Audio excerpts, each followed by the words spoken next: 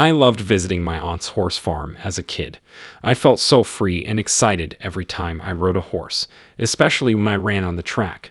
I loved equestrian riding despite periodic injuries. Every time I ride, I have an indescribable connection with the horse. The horse farm my aunt maintains is lovely. Besides riding horses, I saw various animals, deepening my passion for nature. I remember one weekend afternoon when the horse farm was muddy after a lot of rain a few days earlier, but my partner and I were fine. We were still eager to ride horses. At the horse farm, I greeted my aunt and chose a gray horse. I expertly hopped on the horse's back and ran 2 farm circuits. At the hurdles, I told my lover I want to try a higher jump. Boyfriend nodded and warned me to be safe. I was excited to sprint as quickly as possible at the hurdles. Suddenly, a voice told me to slow down. I thought I could manage any circumstance, so I ignored the voice. Both the horse and I lost control when the horse slipped. I tried to tighten the reins but was too late. My body fell forward, smacking my head hard on the ground as I lost my balance. Now I realized how silly my confidence and carelessness were. I lost consciousness from intense dizziness. My consciousness faded and everything blurred until I disappeared into the darkness. I felt a strong force pushing me up after some time in the dark. Opening my eyes, I was shocked to see myself in the same spot. It looked like I died on the ground. My shock made me feel like I was in a pleasant dream. My mind felt utterly distinct from my body. It was that familiar voice behind me. "Come on, we have to get out of here." A small boy appeared when I turned. He's more like an angel. He had a nice face and appeared 10 years old. Golden flowers adorned his white cloak. His translucent feather wings and golden hair sparkled like the sun. I felt safe and comfortable with this angel. He informed me the demons of hell were coming, and we had to leave immediately. I inquired about our destination. He kept repeating that we must leave immediately without answering. Dark spirits approached me as the angel pointed into the distance. The dark souls wore black robes.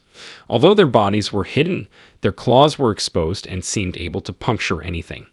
They seemed extremely scarier with the gloomy clouds. The malevolent atmosphere and dark complexion suggested they had been cooked by fire. They had coal-red eyes. The angel above me reached out his hand for me to grab as I flew upward with him. The ground shrank as the earth slowly appeared in front of me. The image blurred as we sped up. We suddenly appeared in a gorgeous spot. I saw an amazing metropolis with massive golden structures that shone forever. We entered a large square through the city gates. I saw several angels and souls in the square, some smiling and welcoming me. This area gave me great delight. My body became light, and all pain and exhaustion evaporated. I knew I had arrived in heaven, a lovely and sacred place without heat, cold, hunger, or thirst. This place is ideal. The angel informed me that he was departing and that others needed help. The angel vanished after I thanked him. As I entered a room, 2 kind-looking old men appeared. It looked like they were wearing old, odd attire. A large book lay on the table in front of them. One questioned me seriously, "Why are you here? Shouldn't you descend?" I was confused and horrified by his statements. I shuddered. "Are you saying I should be down there?" He seemed to suggest damnation was my fate. Everyone laughed at my confusion. One took out a big book with names on the pages. He said this was the day's list, but my name wasn't on it. His meaning eluded me. I was shocked to discover my name on the book after he turned many pages. I wanted to know what it meant, but they grinned and instructed me to return to Earth because my time had not come. Looking at them, I didn't know what to say. I hesitated before asking, "Can I stay?" He said, "You must go back. You are part of God's plan." I was confused about my part in God's plan. Further, "How will you send me back?" An old guy said, "We will take you to Jesus, and he knows what to do." I tried to grasp God's plan and why I had to return, but I didn't. The old man smiled and added, "Don't worry, Jesus will show you the way, and he will assist you in your mission." He appeared to understand my heart. The old man lifted me through a cloud. I saw a brilliant light. I saw a white-robed guy whose radiance illuminated the sky. I knew it was Jesus, and his presence was powerful.